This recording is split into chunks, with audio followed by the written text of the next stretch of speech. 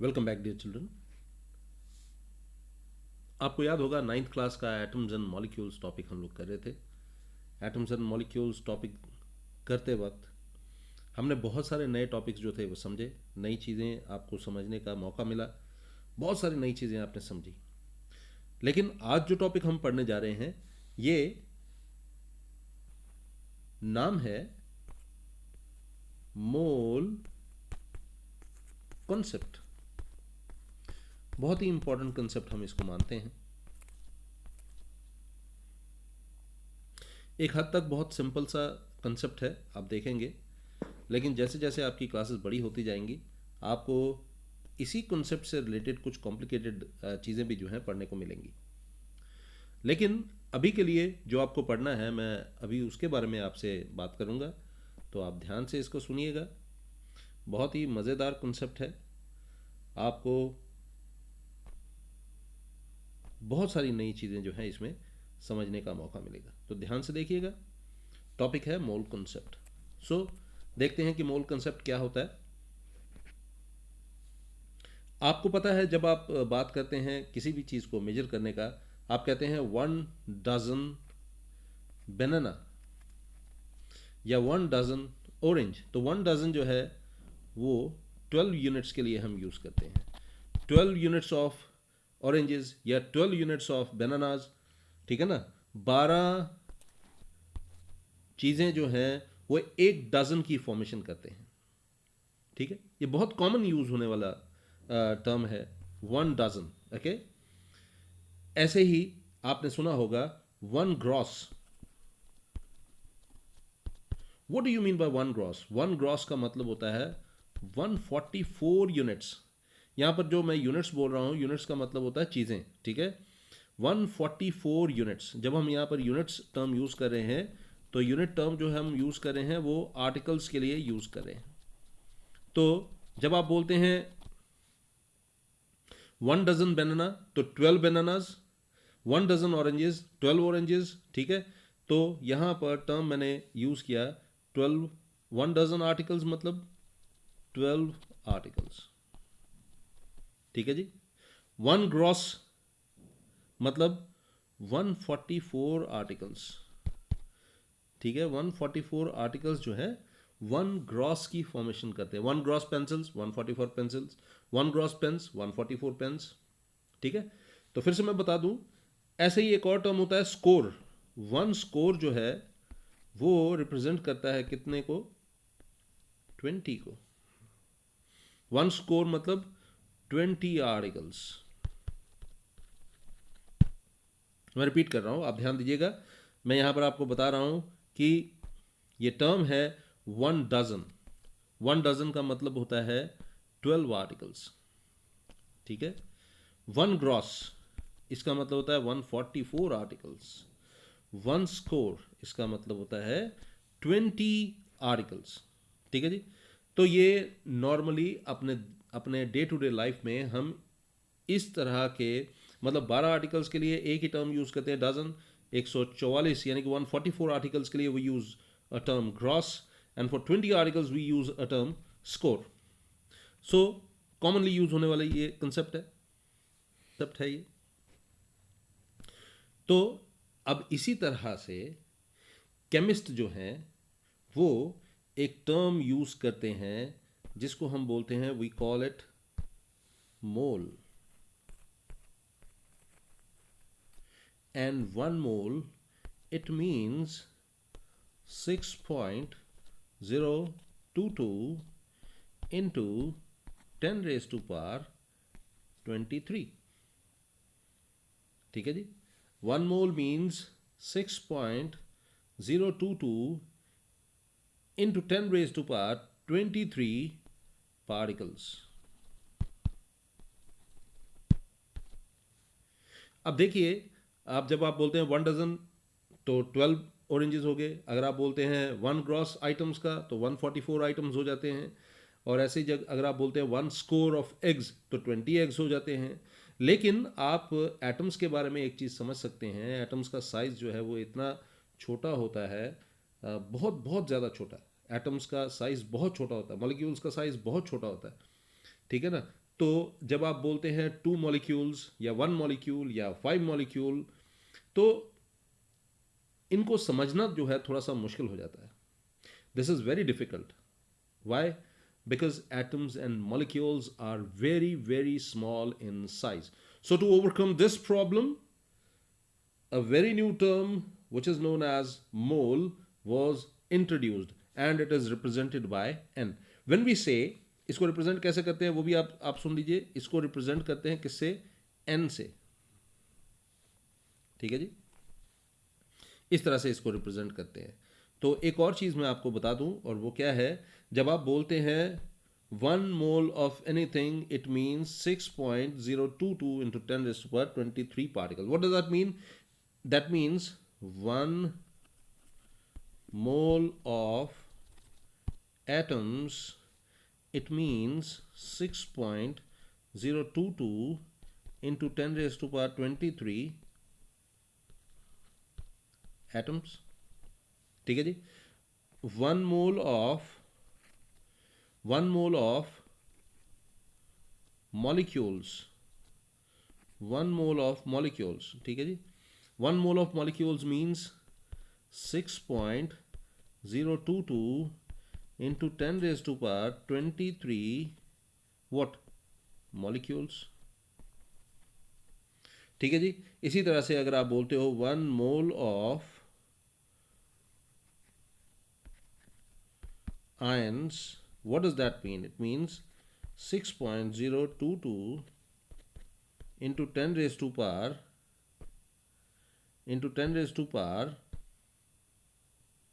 23. ठीक है जी, 10 raised to power 23 ions. तो देखिए कितना सिंपल है. आप यहां से एक चीज का अंदाजा लगा चुके होंगे कि 1 मोल जो है, जैसे 1 डजन, जैसे 1 स्कोर, जैसे 1 ग्रॉस, एक सिंगल टर्म है जो मल्टीपल ऑब्जेक्ट्स को, मतलब बहुत सारे नंबर ऑफ आर्टिकल्स को रिप्रेजेंट करते हैं, ग्रुप ऑफ आर्टिकल्स को रिप्रेजेंट करते हैं जिनका फिक्स्ड नंबर होता है.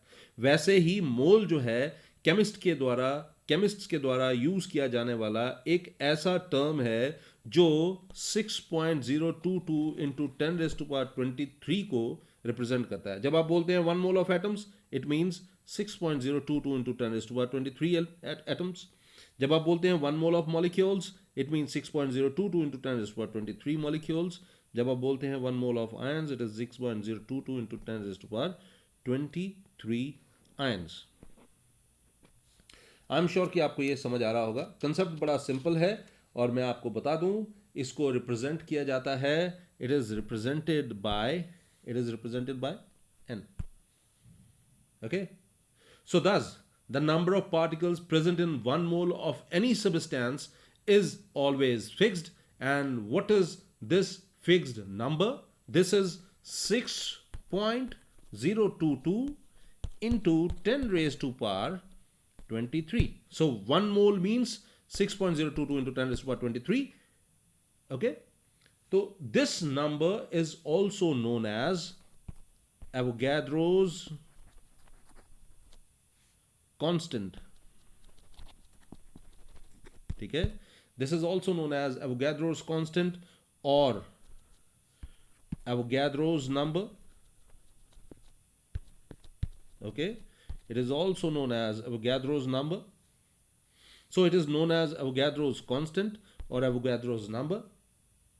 और इस कांस्टेंट को मैंने आपको बताया n से रिप्रेजेंट करते हैं. आप अलग अलग जगहों पर देखोगे इसको अलग अलग तरह से रिप्रेजेंट किया जाता है, लेकिन ज़्यादातर जब आप देखेंगे तो इसको रिप्रेजेंट जो है मैंने आपको बताया n से किया जाता है. और बहुत सारी जगहों पर आप देखेंगे स्मॉल n, कहीं पर कुछ और कहीं पर कुछ, लेकिन इसको इस तरह से भी रिप्रेजेंट करते हैं n नॉट से. ठीक है, और एक और चीज आपको मैं बता दूं, this is an experimentally obtained value. This is an experimentally obtained value and it is named in the honour of an Italian scientist जिनका नाम था Amadeo Avogadro. ठीक है जी, ये इनका नाम था, आप देख पा रहे होंगे। ठीक है जी, मैं फिर से रिपीट कर रहा हूँ, आप ध्यान से देखिएगा।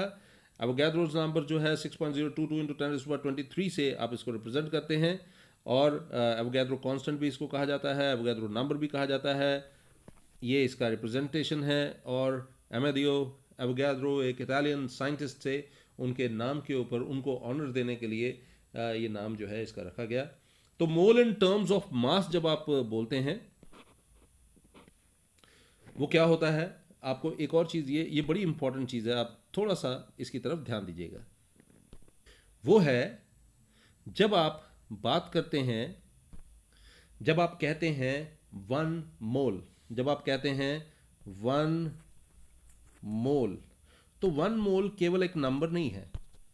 6.022 इंटू 10⁻23 केवल ये एक नंबर नहीं है।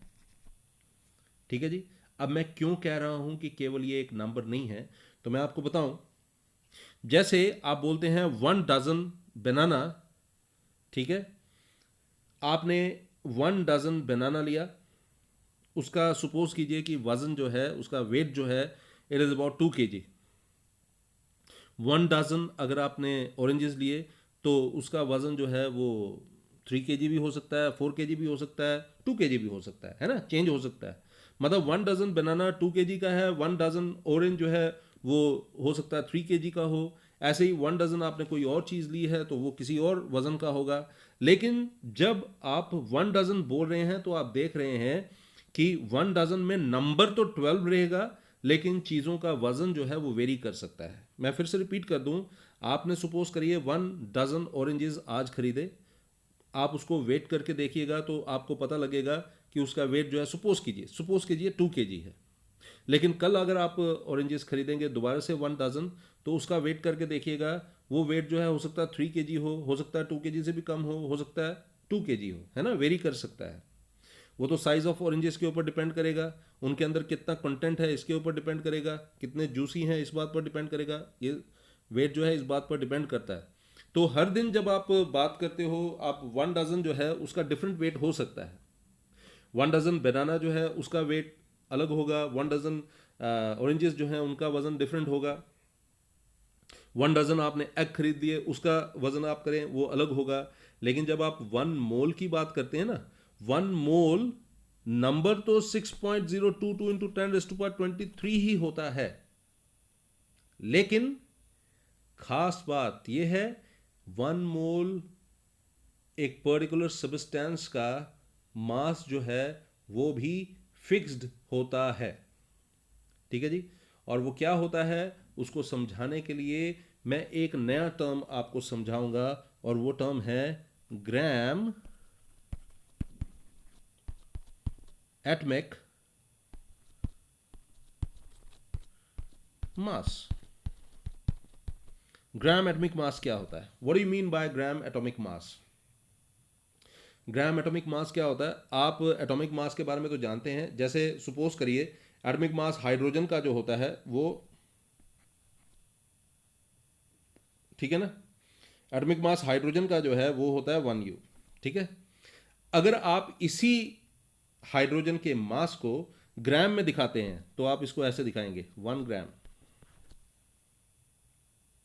ओके, तो 1 U से आप atomic mass, simply atomic mass represent करते हैं। ग्राम एटॉमिक मास में क्या होता है, आप जो एटॉमिक मास है उसको ग्राम में दिखाते हैं, तो 1 ग्राम। तो एटॉमिक मास ऑफ हाइड्रोजन होता है 1 U, लेकिन एटॉमिक मास अगर ग्राम एटॉमिक मास की जगह लिखना है तो 1 G लिखना पड़ता है आपको। तो atomic mass of hydrogen is 1 U and gram atomic mass of hydrogen is 1 G। Now always remember, when you से 1 gram atomic mass of hydrogen, जब आप बोलते हैं 1 gram atomic mass of hydrogen, तो वो 6.022 इंटू 10⁻23 होता है नंबर में। ठीक है जी, इसका मतलब हो गया 1 मोल जो है, 1 मोल जो है हाइड्रोजन एटम्स का, 1 मोल ऑफ हाइड्रोजन एटम्स वो किसके बराबर है? वो है gram atomic mass of hydrogen के बराबर। और gram atomic mass of hydrogen क्या है? It is 1 g। लेकिन 1 मोल की बात जब आप करते हैं तो वो क्या है? 6.022 इंटू 10⁻23। ठीक है जी। तो 6.022 इंटू 10⁻23 हाइड्रोजन एटम्स जो हैं वो किसके बराबर है? 1 ग्राम ऑफ हाइड्रोजन एटम्स के बराबर। 6.022 इंटू 10⁻23 एटम्स जो हैं हाइड्रोजन के, ठीक है जी, वो 1 ग्राम एटमिक मास के बराबर है, यानी कि उनका मास जो है ये इतना होगा। आई एम श्योर कि आपको ये बात समझ आ रही होगी। एक और एग्जाम्पल के साथ इसको समझने की कोशिश करते हैं। ध्यान से देखिएगा। हम बात करते हैं atomic mass of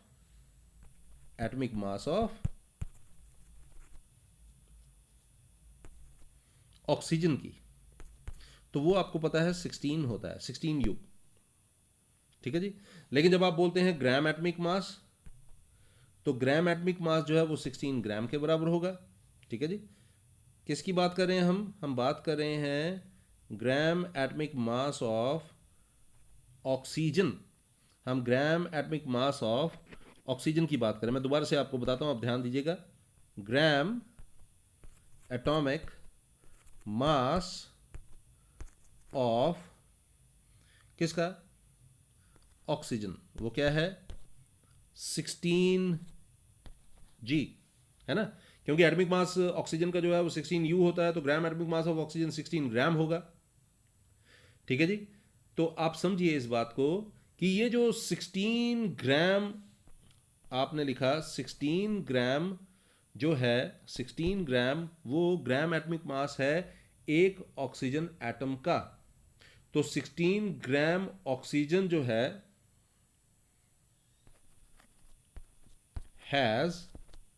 it has 1 mole atoms, या आप कह सकते हैं और 1 mole of oxygen atoms जो है वो क्या है?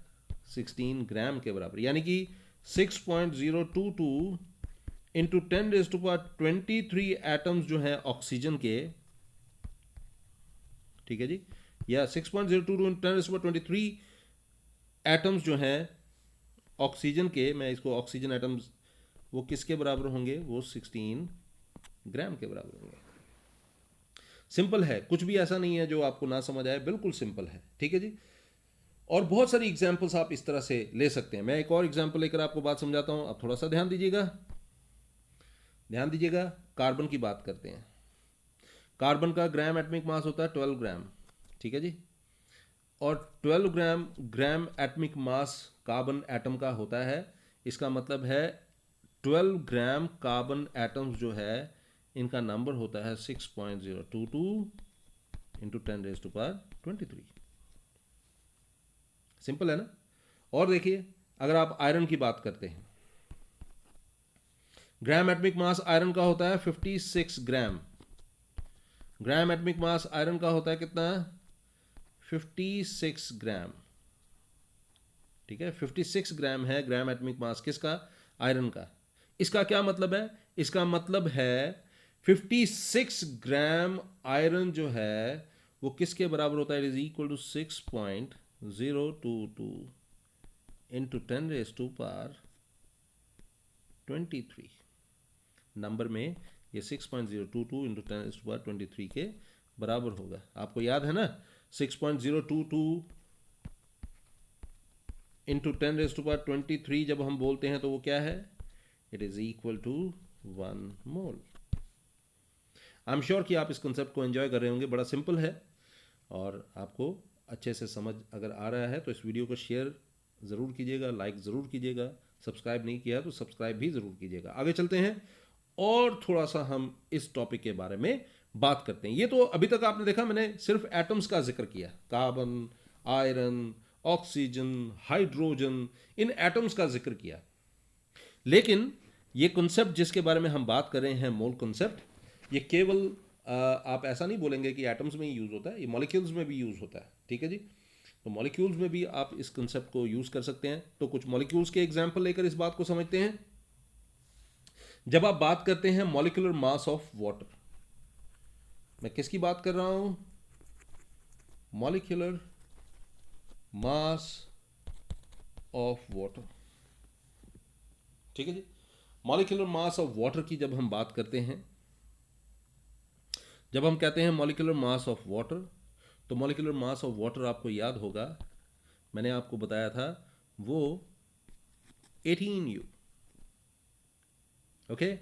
अब इसी तरह से अगर आप ग्राम मॉलिक्यूलर मास ऑफ वाटर का जिक्र करेंगे तो वो 18 ग्राम के बराबर होगा।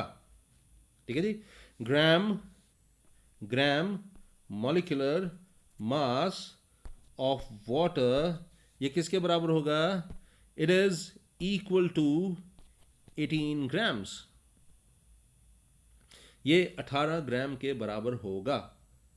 तो अब समझिएगा बहुत ही इंपॉर्टेंट बात, और वो क्या है कि अगर आप 18 ग्राम वाटर की बात कर रहे हैं, ठीक है, 18 ग्राम वाटर की बात कर रहे हैं, तो उसका मतलब है 1 mole of water molecules, 1 mole of water molecules। ठीक है जी। इसका मतलब है 18 gram water is equal to 6.022 into 10 raised to power 23 molecules of water। I am sure कि आपको ये कंसेप्ट जो है समझ आ रहा होगा। एक और एग्जाम्पल लेकर बात को समझते हैं, आपको ज़्यादा अच्छे से समझ आएगा। और देखिएगा, अगर आप बात करते हैं मॉलिक्यूलर मास ऑफ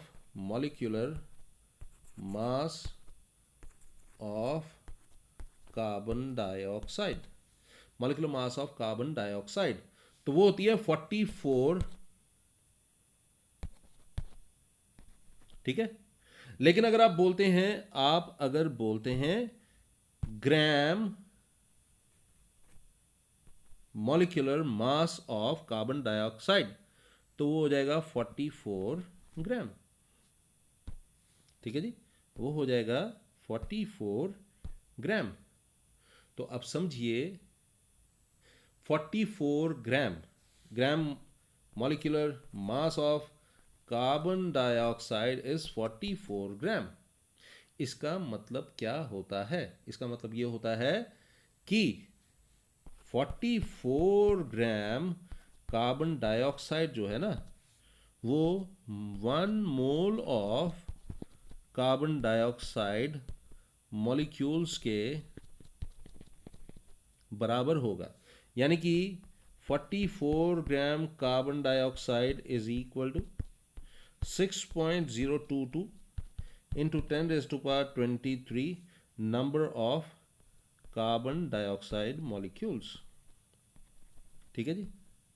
तो यहां पर एक चीज आपने नोटिस की, और वो क्या है कि जो नंबर है, नंबर यानी कि 6.022 into 10 raised to power 23, I am sorry, ये 23, 6.022 into 10 raised to power 23 ये नंबर है, और ये किसके बराबर है? मास। ठीक है। तो ग्राम एटमिक मास और 1 मोल के बीच में किसी भी एटम के ग्राम एटमिक मास या किसी भी मॉलिक्यूल के ग्राम मॉलिक्यूलर मास और 1 मोल के बीच का रिलेशन जो है, अभी अभी आपने समझा। तो एक बार फिर से इस बात को समझिएगा। अगर मैं कहता हूं 1 मोल कार्बन एटम का, ठीक है, 1 मोल किसका? कार्बन एटम का। तो 1 मोल कार्बन एटम का जो होता है वो होता है 6.022 इंटू 10⁻23 नंबर में कार्बन एटम्स। और अगर आप उसका ग्राम एटमिक मास देखते हैं तो 12 ग्राम ऑफ, ठीक है जी। ये मैंने किसके बारे में बात की? ये मैंने बात की कार्बन एटम के बारे में। देख लीजिए, ये मैंने बात की किसके बारे में? ये मैंने बात की कार्बन एटम के बारे में। तो 1 मोल कार्बन एटम का 6.022 इंटू 10⁻23 नंबर में होगा। 1 मोल कार्बन एटम का मास जो है वो 12 ग्राम होगा। थोड़ा सा और आगे बढ़ते हैं। अब हम एक और एग्जांपल देखते हैं। जब आप बोलते हैं 1 मोल ऑफ वाटर मॉलिक्यूल, तो वो होता है नंबर में, ये हम बात करें किसकी? वाटर मॉलिक्यूल्स की। तो नंबर में अगर हम बात करते हैं तो 6.022 इंटू 10⁻23, ठीक है जी, वाटर मॉलिक्यूल्स। लेकिन जब आप मास की बात करते हैं तो मास जो है वाटर मॉलिक्यूल्स का, ठीक है, वो यहां पर क्या होना चाहिए? 18 ग्राम। आई एम श्योर कि ये कंसेप्ट जो है आपको अच्छे से समझ आया होगा। चलते हैं आगे। बात अब आपने याद रखनी है, और वो क्या है कि मोल्स जो हैं किसी भी एलिमेंट के, ठीक है जी, मोल्स जो हैं किसी भी एलिमेंट के, वो किसके बराबर होते हैं? गिवन मास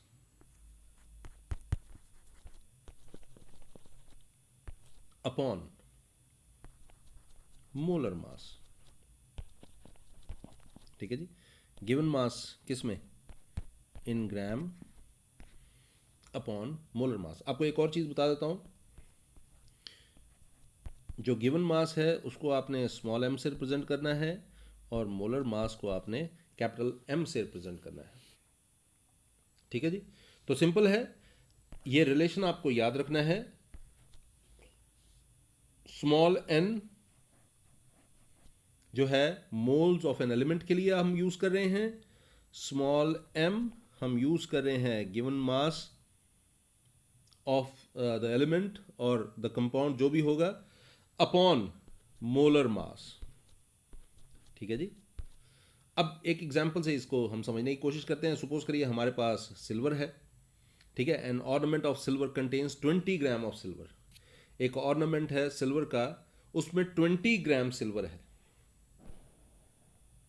तो आप समझिए 20 ग्राम सिल्वर, यानी कि गिवन मास जो है ना वो क्या है? वो 20 ग्राम है।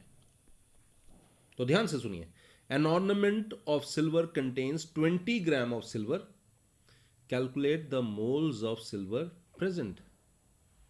ठीक है, आपने क्या निकालना है? Calculate the moles of silver present, मतलब कितने मोल्स जो हैं वो सिल्वर के प्रेजेंट है। तो आप फॉर्मूला यही यूज में लाएंगे, n is equal to small m upon capital M।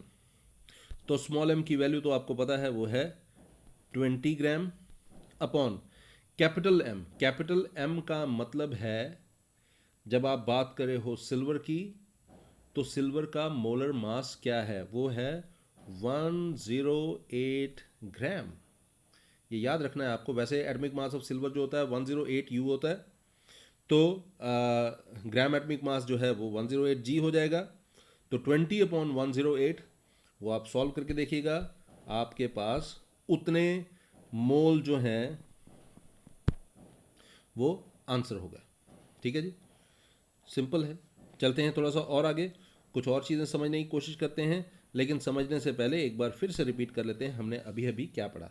जब किसी भी एलिमेंट में या किसी भी कंपाउंड में मोल्स निकालने हो, नंबर ऑफ मोल्स निकालने हो, तो वो किसके बराबर होता है?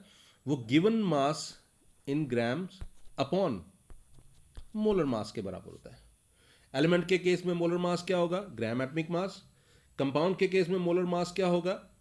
आप समझ सकते हैं, ग्राम मॉलिक्यूलर मास। मैंने सिल्वर का एग्जाम्पल देकर आपको बताया, एग्जाम्पल मैंने सिल्वर का दिया।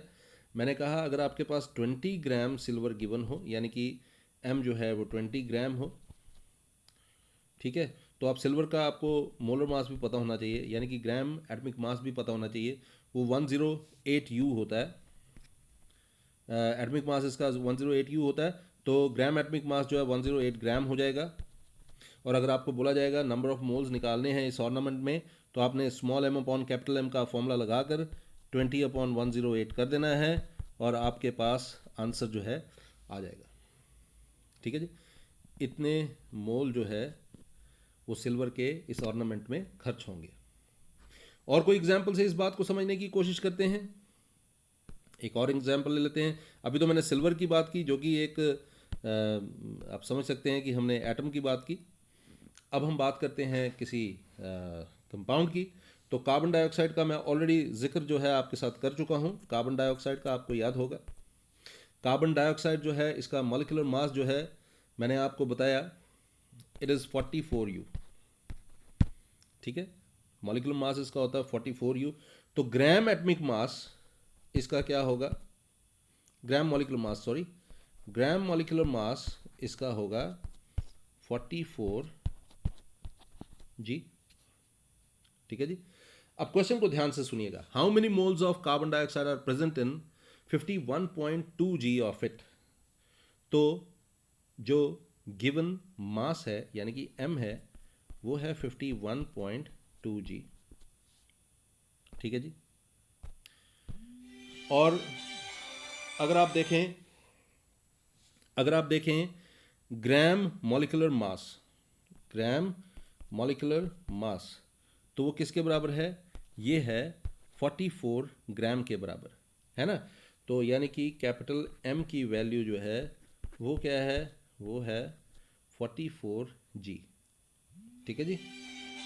तो अगर आप n की बात करते हैं, n किसके बराबर हो जाएगा, n हो जाएगा small m upon capital M के बराबर। What is that, 51.2 upon 44, and what is that, 1.16 मोल। ठीक है जी। तो ये था सिंपल सा मेथड जिससे आप बड़े आराम के साथ नंबर ऑफ मोल्स निकाल सकते हैं। लेकिन अभी ये लेक्चर ख़त्म नहीं हुआ, थोड़ा सा और आगे बढ़ेंगे। और बेटा अगर आप लोगों को ये वीडियो पसंद आ रही हो, लेक्चर समझ आ रहा हो, तो लेक्चर अपने दोस्तों के साथ ज़रूर शेयर कीजिएगा और वीडियो को लाइक भी कीजिएगा। सब्सक्राइब नहीं किया तो सब्सक्राइब ज़रूर कीजिएगा। हम चलते हैं आगे।